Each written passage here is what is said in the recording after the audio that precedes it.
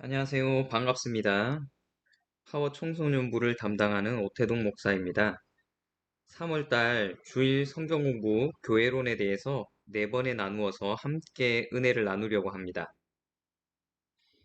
교회론을 다루면서 어떻게 이 주제를 풀어갈 것인가에 대해서 고민하다가 책을 함께 가지고 텍스트를 확인하면서 진행할 수 없는 제한적인 상황을 감안해서 성경 본문을 중심으로 쉽게 들을 수 있고 개인의 삶에 적용할 수 있도록 해야겠다는 생각을 하게 되었습니다. 그래서 성경 공부와 설교의 중간쯤 되는 형식으로 진행하도록 하겠습니다.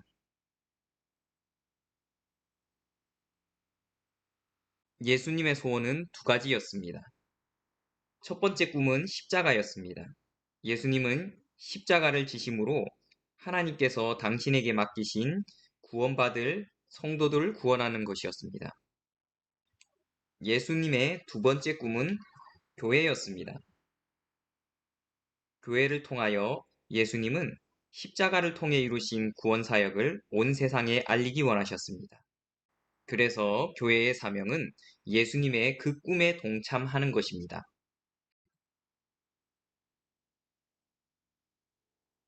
먼저 교회의 탄생의 기원에 대해서 살펴보겠습니다.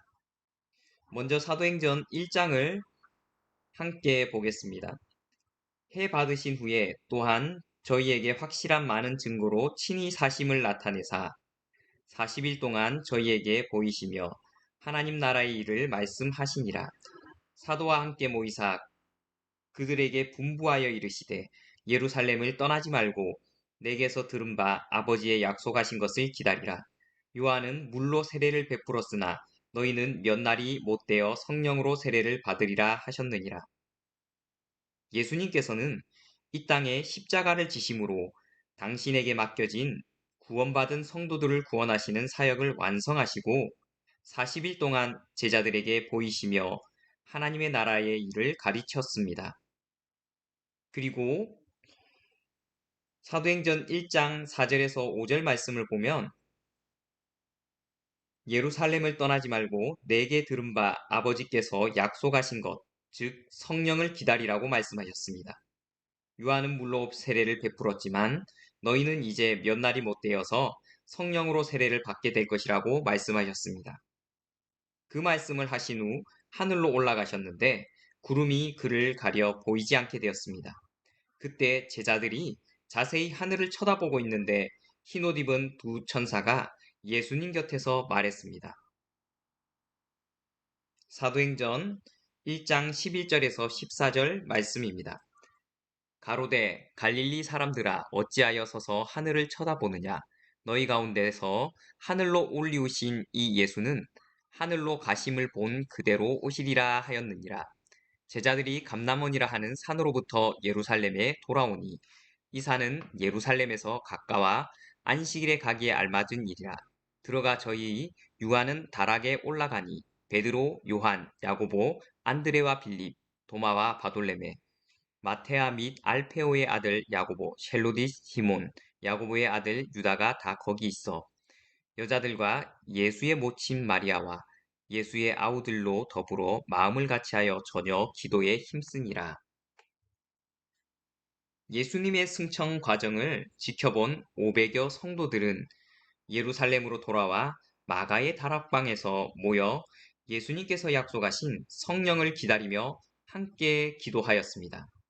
하루, 이틀, 3일이 지나도 예수님의 약속한 성령이 오지 않자 집으로 돌아갔습니다. 그런데 10일째 되었는데 성령이 모인 성도들에게 오셨습니다. 사도행전 2장에서 1절에서 4절 말씀을 보면 오순절 날이 이미 이름에 저희가 다 같이 한 곳에 모였더니 홀연히 하늘로부터 급하고 강한 바람 같은 소리가 있어 저희 앉은 집에 가득하며 불의 혀같이 갈라지는 것이 저희에게 보여 각 사람 위에 임하였더니 저희가 다 성령의 충만함을 받고 성령이 말하게 하심을 따라 다른 방언으로 말하기를 시작하니라 라고 기록하고 있습니다. 예수님이 승천하신 후 10일 후인 예수님의 부활로부터 50일째 되는 날에 성령을 받게 됩니다. 그리고 이 땅에 생기게 된 성령 공동체가 바로 교회입니다. 마태복음 4장 23절을 보면 예수께서 온 갈릴리에 두루 다니사 저희 해당에서 가르치시며 천국 복음을 전파하시며 백성 중에 모든 병과 모든 약한 것을 고치시니라고 말씀하십니다. 이 말씀을 통해서 예수님께서 이 땅에 오셔서 하신 예수님의 3대 사역을 볼 수 있습니다.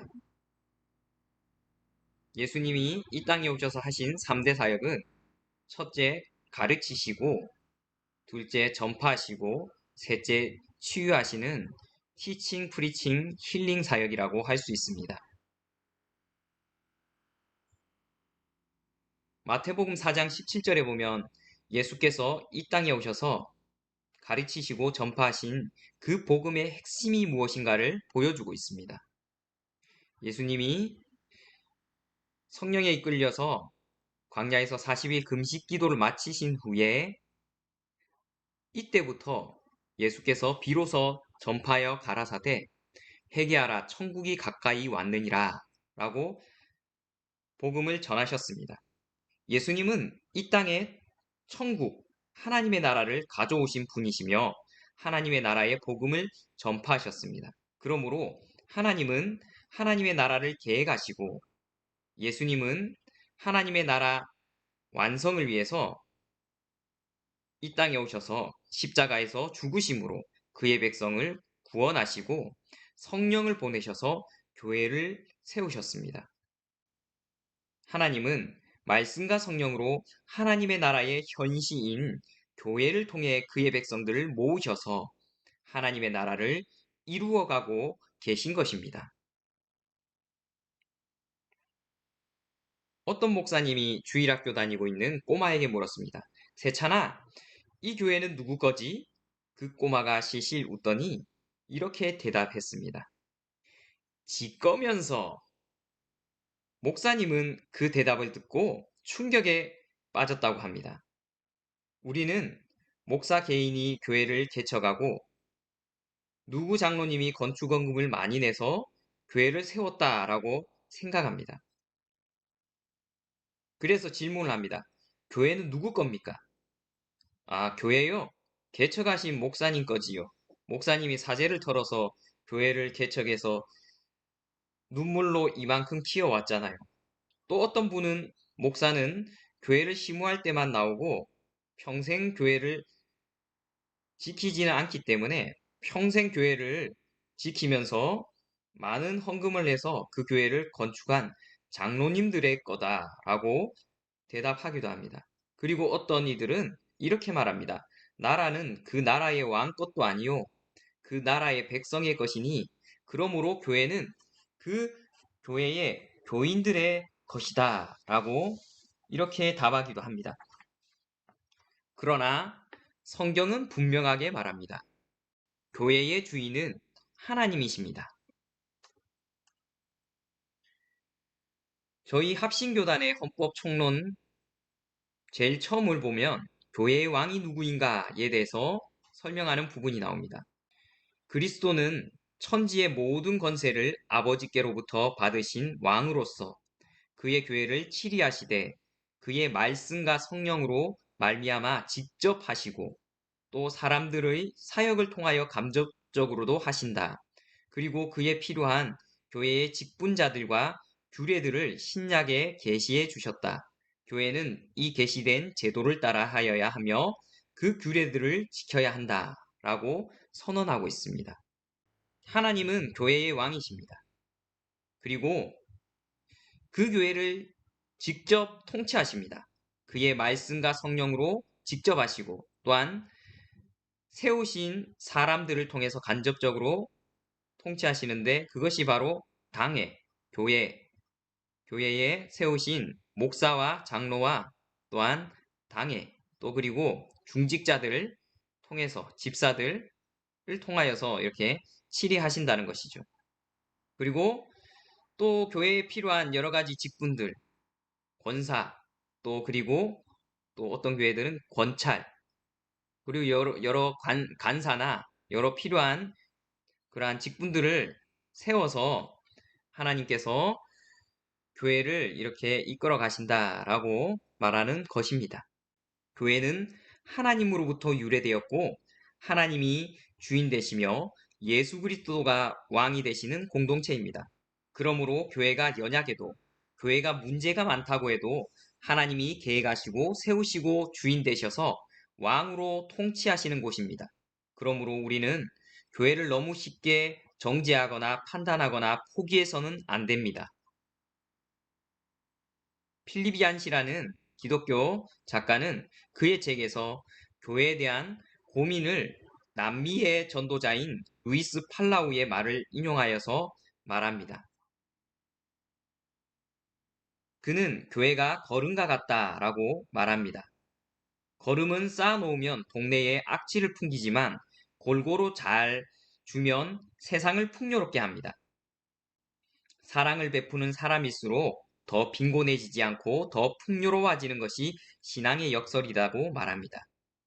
그는 젊었을 때에 그가 교회를 떠난 이유를 교회가 은혜가 현저하게 부족하였기 때문이다라고 고백합니다. 그러나 경쟁과 서열과 판단의 세상, 비은혜의 세상에서 우리가 세상과 소통할 수 있다면 사막에 유목민이 오아시스로 모여들듯이 누가 시키지 않아도 사람들이 교회로 모여들게 될 것이다 라고 얘기합니다. 남미의 전도자 루이스 팔라오는 교회가 악취가 나는 거름을 쌓아놓는 곳과 같다라고 말합니다. 그래서 교회 안에 모여 있으면 동네에 악취를 풍기지만 골고루 세상 가운데 우리가 흩어져서 썩어지면 세상을 풍요롭게 하는 하나님의 생명이 될 수 있음을 말하고 있습니다. 이제 우리는 교회의 의미에 대해서 살펴보겠습니다. 먼저 구약에서의 교회의 의미입니다. 구약에서는 교회를 가리키는 용어가 두 가지 있습니다. 곧 카할과 에다입니다. 첫째로 카할이라는 말의 뜻은 부르다에서 온 말로서 부름받아 모인 공동체를 뜻합니다. 하나님을 반역하고 불신 제약에 깊이 빠진 인류 가운데 하나님은 자신의 백성을 삼으시려고 사람들을 부르셨습니다. 두 번째로 구약 성경에서 이스라엘 백성들의 모임을 에다라고 했는데 이는 하나님께로부터 지정된 장소나 처소에 모이는 모임을 뜻합니다. 교회의 영적인 의미만을 중히 여기고 교회의 외적인 가치나 조직, 내용들을 경시하는 사람들이 있습니다. 그러나 계란의 노른자는 껍질이 있기에 그 가치가 보존됩니다. 마찬가지로 성도들은 개인주의적인 신앙을 피해야 합니다. 요즘 가난한 성도들이 많이 생기고 있는데 그들은 자신들은 하나님을 믿는다. 그러나 교회는 나가지 않는다. 라고 얘기합니다. 그 이유가 교회가 너무 부패했기 때문이고 세속화됐기 때문이다. 등등 여러 가지 이유를 댑니다. 하지만 하나님의 선명한 계획과 의도는 하나님의 교회를 통해서 그의 백성을 구원하는 것입니다. 그래서 초대교부인 키프리안누스는 이렇게 얘기했습니다. 교회 밖에는 구원이 없다. 또한 칼빈은 기독교 강요 제4권에서 이렇게 말하였습니다. 모든 경건한 자의 어머니가 되는 진정한 교회에 우리는 이 교회와 연합되어 있어야 한다 라고 말했습니다.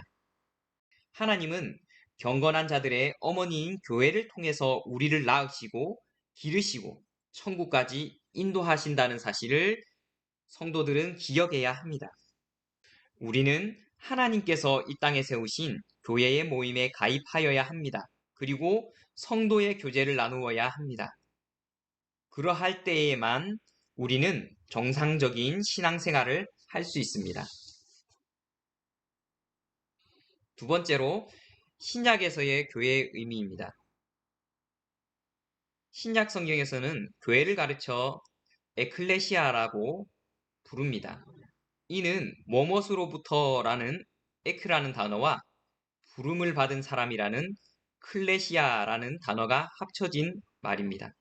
그러므로 교회란 하나님께로부터 부름받아 모인 무리라고 우리는 정의할 수 있습니다. 다른 말로 바꾸어 교회란 예수 그리스도를 믿어 구원받은 성도들의 단체라고 말할 수 있습니다. 두 번째로 교회를 가리키는 신약 성경의 몇 가지 다른 비유적인 표현을 통해서 교회가 가진 특수한 면들을 살펴보도록 하겠습니다. 첫 번째로 교회를 가르쳐서 하나님의 집, 진리의 기둥과 터라고 말합니다. 디모데전서 3장 15절입니다. 만일 내가 지체하면 너로 하여금 하나님의 집에서 어떻게 행하여야 할 것을 알게 하려 함이니 이 집은 살아계신 하나님의 교회요 진리의 기둥과 터니라 라고 말씀합니다. 이 세상은 고난과 슬픔이 많습니다. 온갖 불안과 공포와 위협이 성도들을 괴롭힙니다. 그러나 교회는 하나님이 계시는 하나님의 집이기 때문에 그 안에 들어가면 모든 위협으로부터 보호받을 수 있습니다. 집은 우리를 외부의 위협으로부터 보호해주며 우리에게 안식을 제공하는 곳입니다. 마찬가지로 성도는 하나님의 집인 교회 안에 있을 때 사탄의 온갖 공격으로부터 위협으로부터 안전하게 보호를 받게 됩니다. 또한 집이 우리에게 안식을 주는 것 같이 하나님의 집인 교회는 죄로 인해 상하고 찢긴 영혼들에게 안식을 제공하는 곳입니다. 교회를 진리의 기둥과 터라고 했습니다. 그 의미는 교회가 하나님의 진리를 지켜 보호하는 자이며 방어하는 자이다 라는 뜻입니다. 교회는 진리 위에 서 있으며 또한 그 진리의 표대인 것입니다. 두 번째로 교회의 또 다른 명칭은 그리스도의 몸입니다. 에베소서 1장 2절에서 23절 말씀입니다. 또 만물을 그 발 아래 복종하게 하시고 그를 만물 위에 교회의 머리로 주셨느니라. 교회는 그의 몸이니 만물 안에서 만물을 충만케 하는 자의 충만이니라. 머리는 전체를 대표하고 전체를 상징합니다. 머리가 없으면 아무것도 없는 것과 마찬가지입니다. 꼬리 잘린 파충류나 신체의 일부를 잃은 사람은 생존할 수 있지만 머리를 상실하면 반드시 죽습니다. 이와 같이 머리 대신 예수 그리스도를 떠난 교회는 절대로 존재할 수 없습니다. 고린도전서 12장 27절에서는 너희는 그리스도의 몸이여 지체의 각 부분이라고 했습니다. 그러므로 세상의 모든 교회와 성도들은 그리스도의 지체인 것입니다. 몸의 각 지체는 서로 동고동락합니다. 고린도전서 12장 26절에 보면 만일 한 지체가 고통을 받으면 모든 지체도 함께 고통을 받고 한 지체가 영광을 얻으면 모든 지체도 함께 즐거워하느니라 라고 말씀했습니다. 우리가 손톱 밑에 가시 하나만 들어가도 온몸이 아픕니다.